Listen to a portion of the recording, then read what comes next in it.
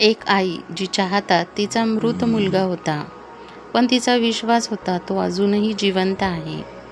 ती गावोगाव धावत होती, लोकांना विनवण्या करत होती, माझ्या मुलाला जिवंत करा. पण मग तिला भेटले गौतम बुद्ध, आणि जे घडलं ते ऐकून तुमचा विचारच बदलेल. एका छोट्याशा गावात एक स्त्री राहत होती, किसा गौतमी. ती खूप गरीब होती. तिच्याकडे ना संपत्ती होती ना मोठं घर होतं, पण तिच्या मनात एक स्वप्न होतं, एक छोटंसं कुटुंब, थोडं प्रेम आणि थोडं समाधान. तिचं लग्न झालं, पण सासरी तिला मान मिळत नव्हता. लोक तिच्याकडे तुच्छतेने पाहायचे. ही बारीक, कमजोर, काही कामाची नाही. त्या शब्दांनी ती आतून तुटायची, पण ती शांत राहायची. एक दिवस तिच्या आयुष्यात बदल घडला.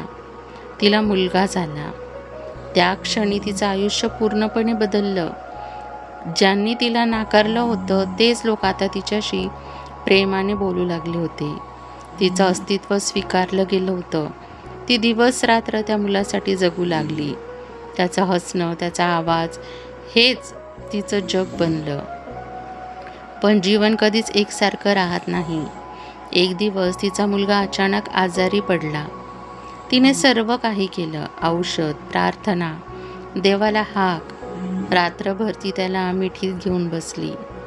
देवा, माझं सगळं घे, पण माझं बाळ वाचव. पण तिच्या डोळ्यासमोर मुलाचा श्वास थांबला. त्या क्षणी तिचं जग थांबलं. पण ती सत्य स्वीकारायला तयारच होत नव्हती. ती हसली आणि म्हणाली, तो झोपला आहे. ती त्याला उचलून गावात फिरू लागली. कुणाकडे औषध आहे का? माझ्या मुलाला जिवंत करा. लोक तिला वेडी समजू लागले, पण एक वृद्ध माणूस शांतपणे म्हणाला, तू बुद्धांकडे जा. ती धावतच गेली. बुद्धांच्या पायापाशी पडली, रडत म्हणाली, माझ्या मुलाला वाचवा. बुद्ध शांत होते. त्यांच्या चेहऱ्यावर करुणा होती. ते म्हणाले, मी तुझ्या मुलाला जिवंत करू शकतो. ती आनंदाने भरली. पण बुद्ध पुढे म्हणाले, एक अट आहे. तू अशा घरातून मोहरी आण जिथे कोणीच मेलेलं नाही. तिला वाटलं हे खूप सोपं आहे. ती लगेच निघाली. ती पहिल्या घरात गेली. तिथून उत्तर आलं, माझे वडील गेले. दुसऱ्या घरात गेली, माझा नवरा गेला. तिसऱ्या घरात गेली, माझं मूल गेलं. ती पुढे जात राहिली. प्रत्येक घर एक वेदना, एक कथा. हळूहळू ती थांबली. तिच्या मनात विचार आला, फक्त मीच का दुःखी आहे? आणि मग तिला उत्तर मिळालं, मृत्यू प्रत्येकाच्या आयुष्यात येतो.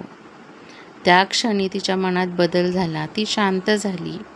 पहिल्यांदाच तिने आपल्या मुलाकडे वास्तवात पाहिलं की तो गेला आहे.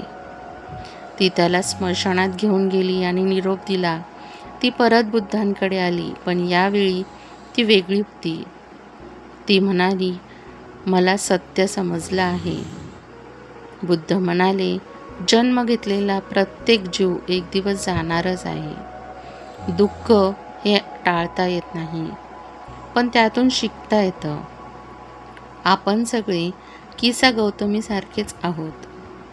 आपल्याला वाटतं दुःख फक्त आपल्यालाच आहे, पण सत्य हे आहे की प्रत्येकाच्या आयुष्यात हानी आहे, प्रत्येकाच्या घरात वेदना आहे.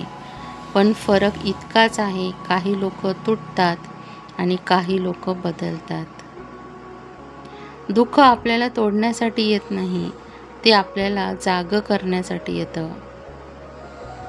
जर ही कथा तुमच्या मनाला स्पर्श करून गेली असेल तर व्हिडिओला लाईक करा आणि अशीच खरी कथा ऐकण्यासाठी चॅनलला सबस्क्राईब करून बेल आयकॉन दाबायला विसरू नका.